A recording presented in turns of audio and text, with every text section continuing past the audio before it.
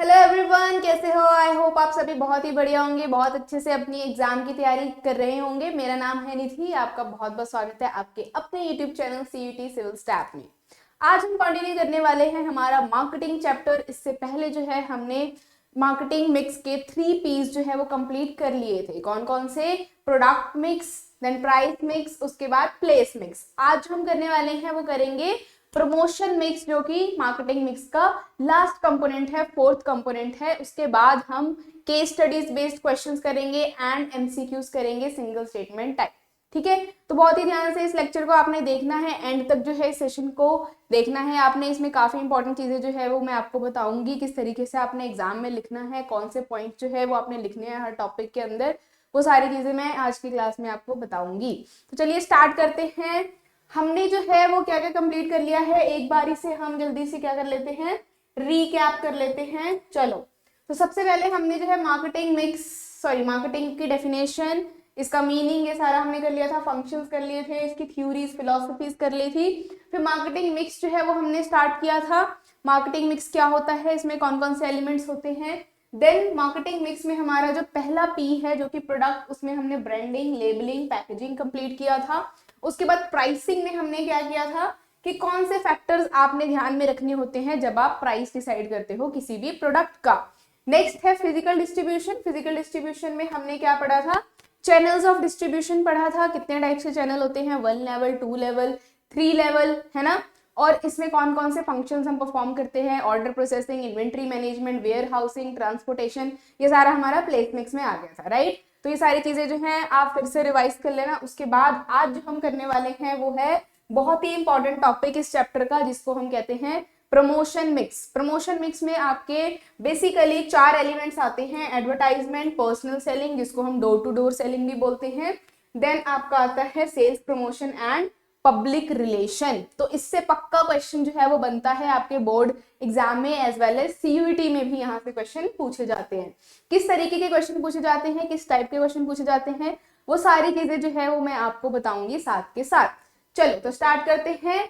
Elements of promotion mix. तो promotion mix, देखो promotion word आपने सुना होगा। प्रमोशन का मतलब क्या है, अपने प्रोडक्ट को प्रमोट करना, या फिर उसकी मार्केटिंग करना, या फिर उसके बारे में बताना कस्टमर्स को, ताकि ज्यादा से ज्यादा कस्टमर्स आपके प्रोडक्ट को खरीदें। तो उसके लिए जो है हम कौन कौन सी स्ट्रेटेजीज अपनाते हैं, कौन कौन से मेथड्स अपनाते हैं अपने प्रोडक्ट को प्रमोट करने के लिए, वही सारी चीजें हम इस टॉपिक में पढ़ते हैं। तो सबसे पहले क्या पढ़ेंगे, एडवर्टाइजमेंट पढ़ेंगे, then public relation, personal selling and sales promotion. तो ये 4 एलिमेंट जो है उसको मिलाकर के आपका प्रमोशन मिक्स बनता है। और इसके क्या क्या फीचर्स हैं, क्या क्या एडवांटेजेस हैं, ये सारे अब हम 1 बाय 1 पढ़ेंगे। सबसे पहले हम पढ़ेंगे एडवर्टाइजिंग या फिर एडवर्टाइजमेंट। एडवर्टाइजमेंट वर्ड सुना होगा आपने, इसका मतलब क्या होता है, प्रचार करना अपने प्रोडक्ट को, बताना मास कम्युनिकेशन के थ्रू, किसी के भी थ्रू, न्यूज़पेपर के थ्रू, टेलीविजन के थ्रू, रेडियो पे एडवर्टाइजमेंट करवा देना, या फिर बोर्ड्स लगा देना, बैनर्स लगाना, पैम्फलेट बनाना, उसके बाद लोगों को बताना कि हम जो है इस प्रोडक्ट को बनाते हैं, हमारा प्रोडक्ट खरीदो। इवन जो आपके एजुकेशन सेक्टर है वहां पे भी ये यूज होता है, हेल्थ सेक्टर है वहां पे भी जो है एडवर्टाइजमेंट होती है, हर जगह जो है एडवर्टाइजमेंट होती है। बेसिकली जो बिजनेसमैन है वो एडवर्टाइजमेंट जरूर करवाता है अपने बिजनेस का।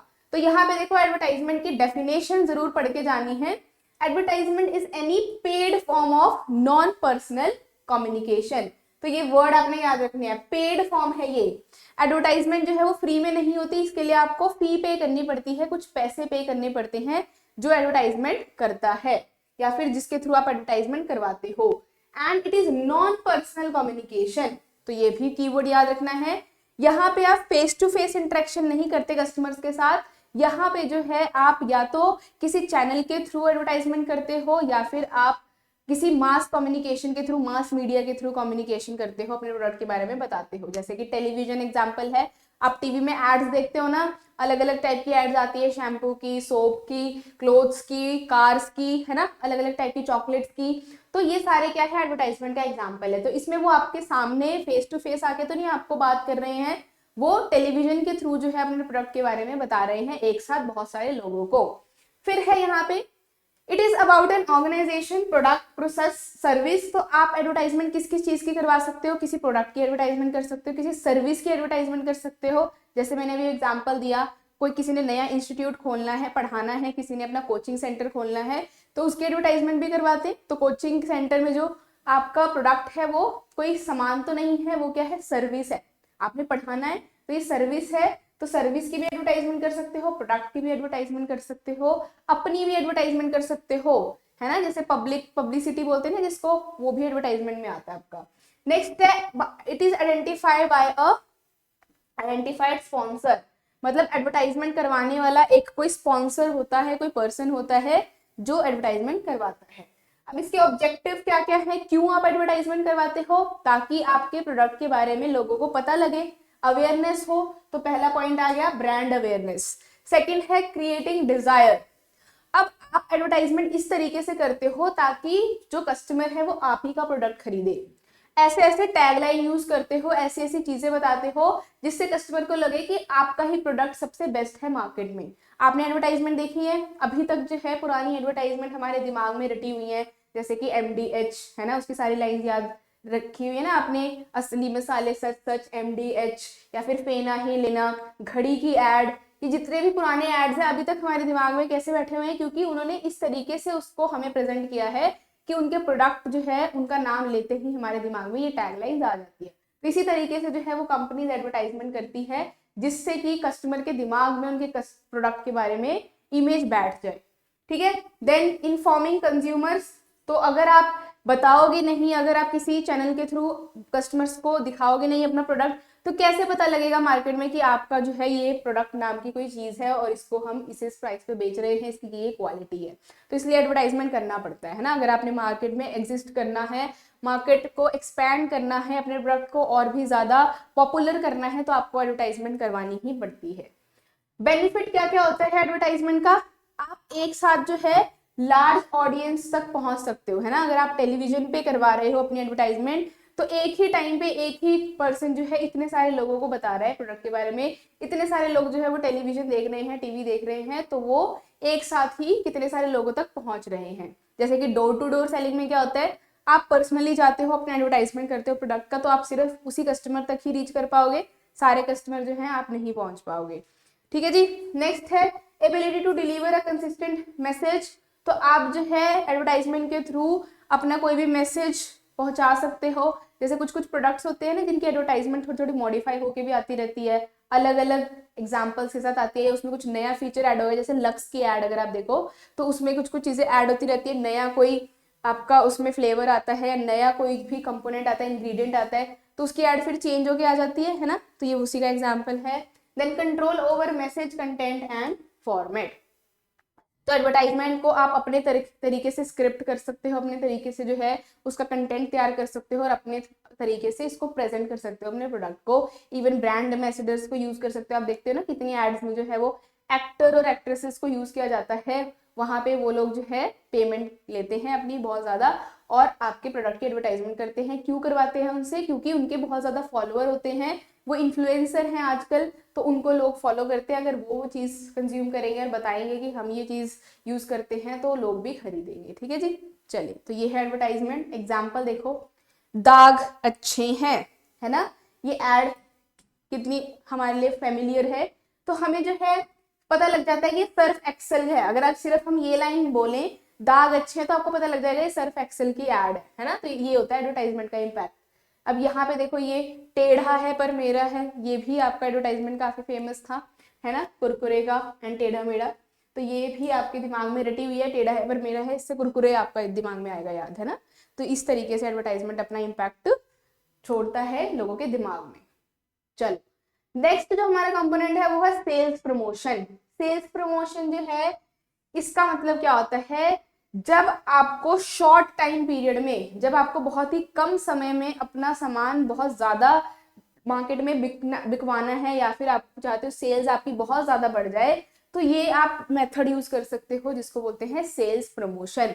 सेल्स प्रमोशन किस तरीके से कर सकते हो, डिस्काउंट देकर, by one get one free कर कोई ऑफर चलाकर, एक प्रोडक्ट के साथ दूसरा प्रोडक्ट भी आपको फ्री मिलेगा, है ना, कुछ भी आप ऐसे ऑफर, कूपन्स निकालकर, लॉटरी सिस्टम निकालकर।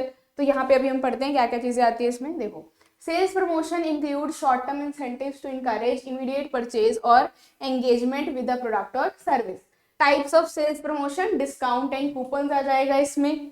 देन फ्री सैंपल्स दे देना, अपने प्रोडक्ट का कोई फ्री सैंपल दे दिया पहले, फिर कस्टमर उसको यूज करके बहुत ज्यादा खुश हो गया, अट्रैक्ट हो गया उस प्रोडक्ट के थ्रू, उसके बाद आप कितना भी प्राइस उसका बोलोगे वो देने को तैयार हो जाएगा। नेक्स्ट है by one get one free, ये भी एग्जाम्पल है सेल्स प्रमोशन का, है ना। कोई कोई ऑफर चलाते हैं ना कि आप अगर ये वाला प्रोडक्ट खरीदोगे इसके साथ ये वाला प्रोडक्ट फ्री में मिलेगा। देन कंटेस्ट, कुछ भी कोई कंपटीशन करवाना, उसमें आप कुछ जीत सकते हो। देन उसमें आपके लॉयल्टी प्रोग्राम्स हो गए, ये सारे आपके सेल्स प्रमोशन का एग्जाम्पल है। बट ये याद रखना है ये हमेशा शॉर्ट टाइम पीरियड के लिए होता है, क्योंकि अगर आप लॉन्ग टाइम पीरियड में सेल्स प्रमोशन करोगे तो फिर उससे आपका लॉस हो जाता है। अगर आप by one get one free पूरा साल ही चलाओगे तो आपका कॉस्ट निकलेगी ही नहीं, आपका तो नुकसान होएगा। तो ये शॉर्ट टाइम पीरियड के लिए होता है, सिर्फ अट्रैक्ट करने के लिए, ताकि कस्टमर जो है एक बारी अगर अट्रैक्ट हो गए आपके प्रोडक्ट से, उसके बाद तो आपका प्रोडक्ट ही खरीदेंगे, कहीं नहीं जाएंगे वो। ऑब्जेक्टिव क्या होता है सेल्स प्रमोशन का, क्यों हम सेल्स प्रमोशन यूज करते हैं? स्टिमुलेटिंग इमीडिएट सेल, सेल को बहुत जल्दी बढ़ाने के लिए हम ये वाली टेक्निक यूज करते हैं, अगर आपको शॉर्ट टाइम पीरियड में सेल इंक्रीज करनी है।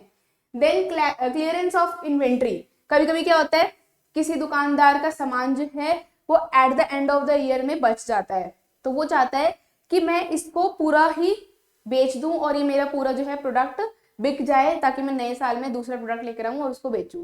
तो ऐसा होता है ना कि वो लास्ट में उस प्रोडक्ट को थोड़ा कम प्राइस पे ही सेल कर देता है, तो ये उसी का एग्जांपल है।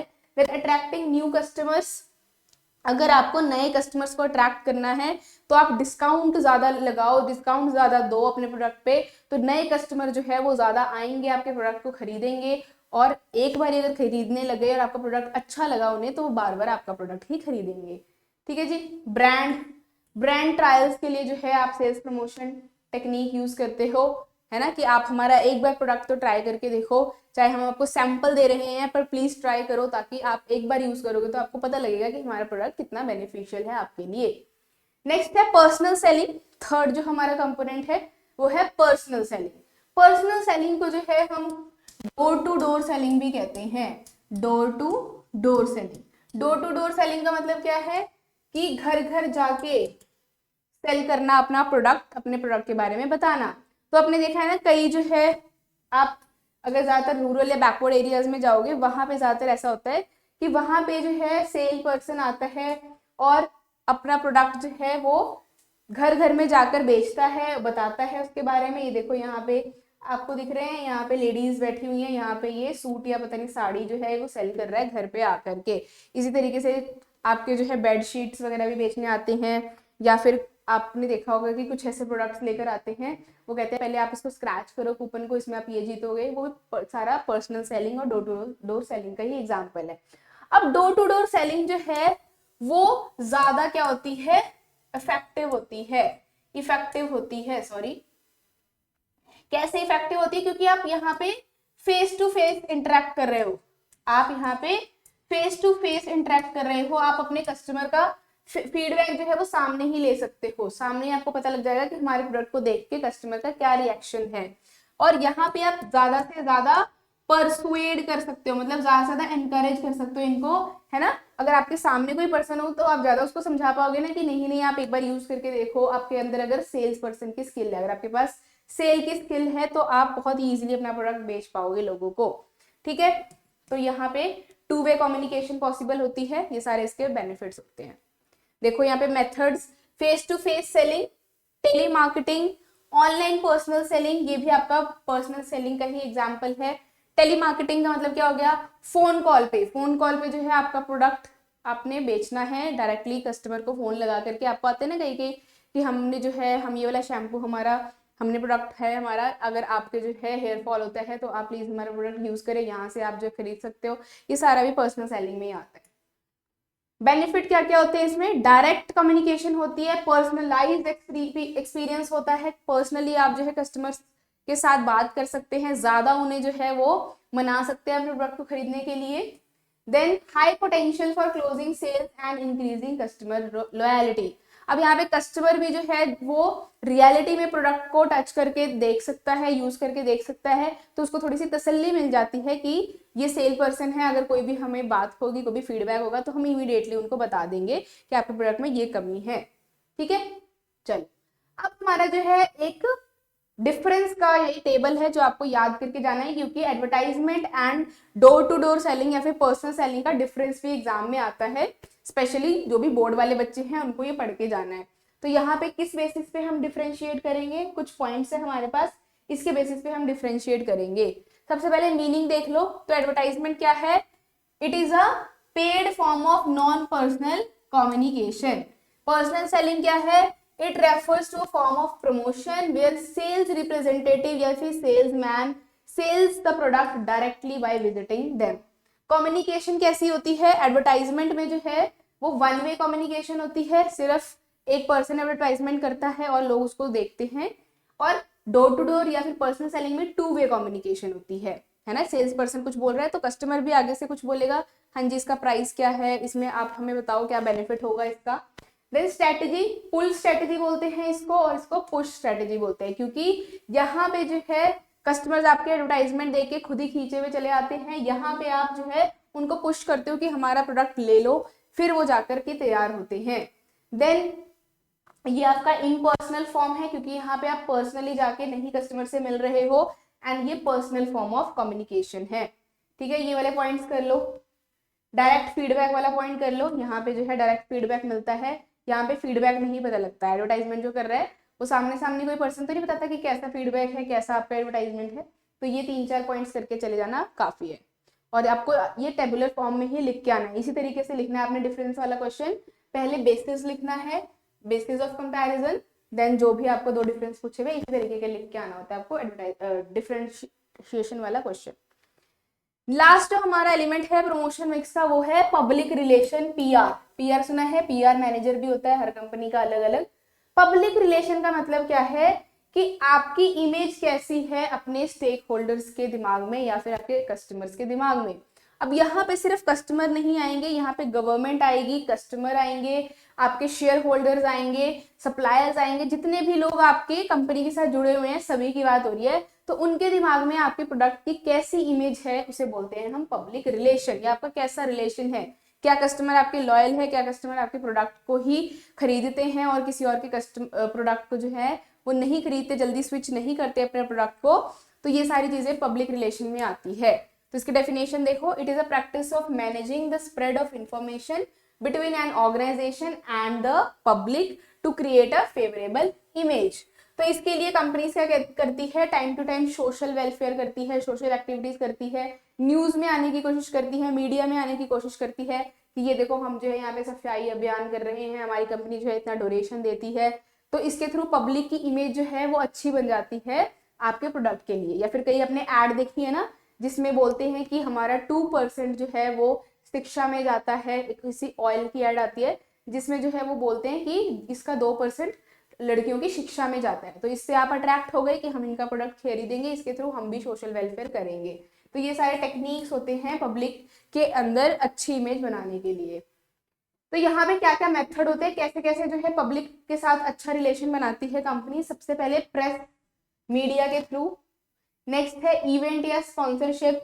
अलग अलग कॉलेजेस में अलग अलग जगहों पे इवेंट रख देना अपने प्रोडक्ट के बारे में, वहां पे जाके बताना। जैसे आप कॉलेजेस में देखोगे आते हैं ना अलग अलग प्रोडक्ट्स वाले, ऑटोमोबाइल कंपनीज आती हैं, ये जो आपकी मोबाइल सिम वाली कंपनीज होती है ये आती हैं, वहां पे आके अपना प्रोडक्ट के बारे में बताती हैं और लोगों को बोलती है कि हमारा प्रोडक्ट खरीदो। फिर मीडिया रिलेशन, जर्नलिस्ट वगैरह के साथ उनको बोलती है कि हमारे प्रोडक्ट की पॉजिटिव इमेज दिखाओ, है ना, हमारे प्रोडक्ट के बारे में अच्छी चीजें बताओ और हमें हमारी इमेज अच्छी बनाओ लोगों के दिमाग में। ये सारे आपके जो है कम्युनिटी एंगेजमेंट में आ जाएगा, वही आपकी social welfare activities, CSR activities. Next अब हम करेंगे MCQs प्रैक्टिस। तो हमारा चैप्टर जो है वो कंप्लीट हो चुका है, मार्केटिंग मैनेजमेंट। अब हम इसी पे ही बेस्ड, जो हमारे 3 पार्ट्स में हमने इसको कवर किया है, तो तीनों ही पहले आपने वीडियोस देखनी है कंप्लीट। उसके बाद ये क्वेश्चन जो अभी मैं आपसे पूछने वाली हूँ ये आपने प्रैक्टिस करनी है। तो आपने कैसे करना है, आपने इस वीडियो को पॉज करना है, जो मैं क्वेश्चन पूछूंगी उसका आंसर कमेंट बॉक्स में लिखना है या फिर अपने नोटबुक में जो है नोट डाउन करना है, फिर रीचेक करना है कि आपका आंसर सही है या नहीं। तो सबसे पहले आपका क्वेश्चन है, which marketing philosophy focuses on offering low price product through mass production. तो कौन सा कंसेप्ट, कौन सा फिलॉसफी कहता है मार्केटिंग का कि हमें बहुत ज्यादा स्केल पे प्रोडक्ट बनाना चाहिए और फिर बेचना चाहिए, ताकि लोगों को जो है इजीली हमारा प्रोडक्ट अवेलेबल हो और हमें कॉस्ट भी कम पड़े। तो उसको हम कौन सा कंसेप्ट कहते हैं? उसको हम प्रोडक्शन कंसेप्ट बोलते हैं। सी ऑप्शन जो है वो सही हो जाएगा। नेक्स्ट है the marketing concept focuses on. Marketing concept जो है वो किस पे फोकस करता है? प्रोडक्ट के प्राइस पे फोकस करता है, या फिर identifying and meeting customer needs better than competitor. Customer की नीड को आइडेंटिफाई करना और उसको पूरा करना, इसके बारे में मार्केटिंग सोचता है। या फिर मास प्रोडक्शन के बारे में सोचता है, ज्यादा से ज्यादा प्रोडक्शन करें, या फिर एक स्ट्रॉन्ग फिजिकल डिस्ट्रीब्यूशन सिस्टम बनाए। तो हमारा मार्केटिंग हमेशा किससे जुड़ा होता है? कस्टमर से, कस्टमर की नीड एंड वांट। तो आपका आंसर हो जाएगा बी ऑप्शन सही। नेक्स्ट है what does product standardisation ensure. Product standardisation का मतलब क्या है? ये हमने पढ़ा था, ये हमने जो है प्रोडक्ट के फीचर्स में पढ़ा था कि प्रोडक्ट स्टैंडर्डाइजेशन का मतलब क्या है कि आपके प्रोडक्ट की क्वालिटी, वेट, साइज एक प्रोडक्ट लाइन की सेम होनी चाहिए, सिमिलर होनी चाहिए। ये नहीं है कि एक प्रोडक्ट आप डिफेक्टिव बना रहे हो, एक प्रोडक्ट का साइज अलग है, एक प्रोडक्ट जो है वो टेढ़ा मेढ़ा बना दिया, ऐसा नहीं है। आपका जो है साइज, वेट, ये सारी चीजें जो है क्वालिटी वो मैच करनी चाहिए सारे प्रोडक्ट की, ठीक है। नेक्स्ट है what is the role of transportation in marketing. Transportation का क्या रोल है मार्केटिंग में? तो ये हमने फंक्शंस ऑफ मार्केटिंग में किया था, तो आई होप आपको जो है याद हो इसका आंसर। तो हम ट्रांसपोर्टेशन से क्या करते हैं? प्रोडक्ट के प्राइस को रिड्यूस करते हैं, या फिर टाइमली इंश्योर कर लेते हैं कि डिलीवरी जो है हमारे गुड्स की हमें जब चाहिए हो, जब कस्टमर डिमांड करे तो हम उसको ट्रांसपोर्ट कर पाए, वो होता है ट्रांसपोर्टेशन। या प्रमोशनल कैंपेन को डेवलप कर पाए, ये होता है रोल ऑफ ट्रांसपोर्टेशन। या फिर गुड्स को एफिशिएंटली मैन्युफैक्चर कर पाए, ये होता है ट्रांसपोर्टेशन का रोल या इंपॉर्टेंस। तो हमने क्या पढ़ा था इसमें? ट्रांसपोर्टेशन का मीनिंग हमने पढ़ा था to ensure timely delivery and maintain steady flow of goods. तो ट्रांसपोर्टेशन इसलिए होता है कि हम अपने कस्टमर तक टाइम पे सामान, ऑर्डर जो उनका आया है वो पहुंचा पाए और हमारे पास उतना प्रोडक्ट हो जब वो डिमांड करे। नेक्स्ट है what does label design primarily influence. जो आपकी लेबलिंग होती है, जो आपका प्रोडक्ट है उस पर जो चीजें लिखी होती हैं वो क्या करती है, उससे क्या होता है? सबसे पहले प्रोडक्ट की फंक्शनैलिटी, प्रोडक्ट क्या क्या चीज करता है, उसका क्या क्या यूज है वो पता लगता है, या कस्टमर को अवेयरनेस मिलती है प्रोडक्ट के बारे में, और लीगल इंफॉर्मेशन भी मिलती है। लीगल इंफॉर्मेशन मतलब जैसे manufacturing date, expiry date, then आपके इंग्रेडिएंट्स, जो कि लॉ भी कहता है कि ये चीजें होनी ही चाहिए हर प्रोडक्ट पे। तो आपका आंसर यही होगा, बी ऑप्शन, ठीक है। प्रोडक्ट प्राइसिंग तो नहीं होगा, देन इन्वेंट्री मैनेजमेंट भी कुछ भी नहीं है, ये इससे रिलेटेड नहीं है लेबल से। नेक्स्ट क्वेश्चन है केस स्टडी। अब आपको केस स्टडी बेस्ड सबसे ज्यादा क्वेश्चन आएंगे। देखो जो आपके बोर्ड वाले बच्चे हैं इनको केस स्टडीज ही आएंगी, मतलब आपका जो पेपर है उसमें 70 to 80% कह सकते हो केस स्टडीज बेस्ड ही क्वेश्चन होंगे, और जो आपके सीयूटी वाले बच्चे हैं उसमें केस स्टडी जो है वो 50 to 60% आएगी, बाकी आपके सिंगल स्टेटमेंट्स डायरेक्ट क्वेश्चन आएंगे। तो यहाँ पे देखो केस स्टडी दी हुई है, a smartphone company launches a new phone with enhanced camera features and design. The company aims to price the phone high to create a premium image and attract high income customers. What pricing strategy is the company using?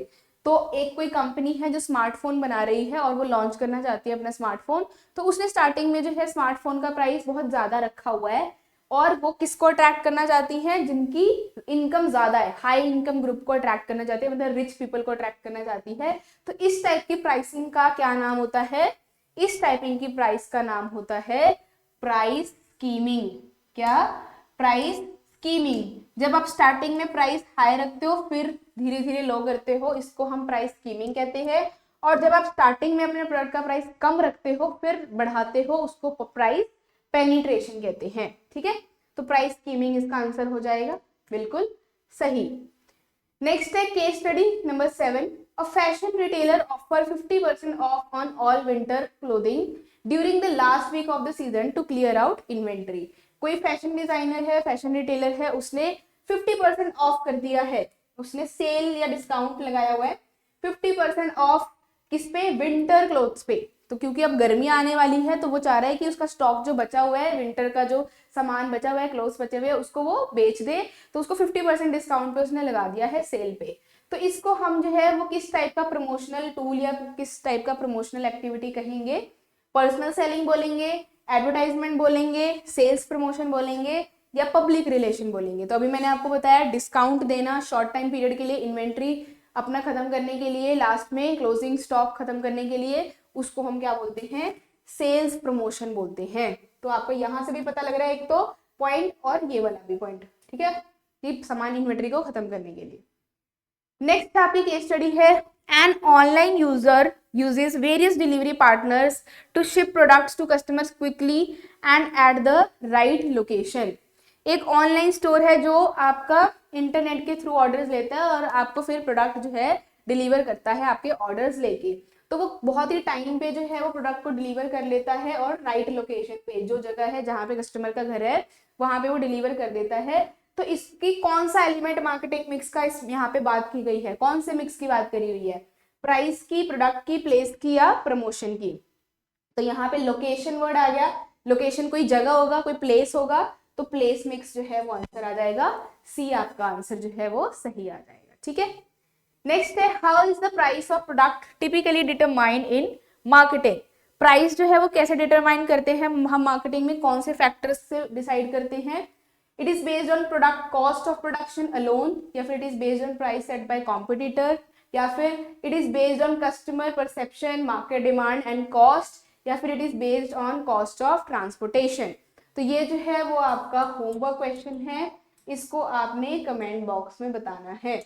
आपने revise करना है पहले इस chapter को, उसके बाद comment box में इसका आंसर आप बताओगे लिख के, ठीक है। लास्ट क्वेश्चन है आपका होमवर्क क्वेश्चन 10th नंबर, इसका आप एक बार मैं समझा देती हूँ। What is the primary purpose of packaging in marketing. जो आप पैकेजिंग करते हो मार्केटिंग में, इसका मेन पर्पस क्या होता है, क्यों करते हो आप। To make product more expensive, अपने प्रोडक्ट को बहुत ही ज्यादा महंगा बनाने के लिए करते हो, या फिर to protect the product and make it visually appealing, या फिर अपने प्रोडक्ट को बचाने के लिए, ठीक है। Next, to increase product weight, product के वेट को बढ़ाने के लिए, या प्रोडक्ट की कॉम्प्लेक्स बनाने के लिए। तो ये आपने आंसर करना है कमेंट बॉक्स में, इजी है ये वाला आपके क्वेश्चन। तो 2 क्वेश्चन जो है वो आपके होमवर्क क्वेश्चन है, बाकी मैंने आपको करवा दिए हैं साथ के साथ। तो अब आपका जो है वो चैप्टर कंप्लीट होता है इसी के साथ। मार्केटिंग मैनेजमेंट बहुत ही लंबा चैप्टर था पर इंपॉर्टेंट चैप्टर है और इजी भी है और इंटरेस्टिंग भी है, तो इसको जरूर करके जाना है। और इससे क्वेश्चन काफी ज्यादा आते हैं क्योंकि बड़ा चैप्टर है, तो इससे क्वेश्चन पक्का आएगा आपका, 3 से 4 क्वेश्चन तो पक्का एमसीक्यूज में आने ही आने हैं, ठीक है जी। तो आई होप आपको जो है ये क्लास अच्छी लगी होगी, सेशन अच्छा लगा होगा, तो इसको लाइक कर दीजिएगा, शेयर कर दीजिएगा और अपने बोर्ड एग्जाम की as well as CUET exam की बहुत ही अच्छे से तैयारी करो। अब आपके पास जो है ज्यादा टाइम नहीं बचा है। एंड आप जो है हमारा टेलीग्राम चैनल भी यूज कर सकते हो, ज्वाइन कर सकते हो। इसमें आपको जो है मटेरियल प्रोवाइड किया जाएगा, जितना भी आपका +2 का मटेरियल है, एंड कोई भी डाउट जो है वो आप यहाँ से क्लियर कर सकते हो। इसका जो डिस्क्रिप्शन इसका जो लिंक है वो डिस्क्रिप्शन बॉक्स में गिवन है, वहां पे जाके आप डायरेक्टली ज्वाइन कर सकते हो। And thank you for watching this session, take care, bye bye, all the best for your exam. अच्छे से तैयारी करिए और अपने एग्जाम में बहुत ही अच्छा स्कोर करिए। मिलते हैं हम नेक्स्ट क्लास में।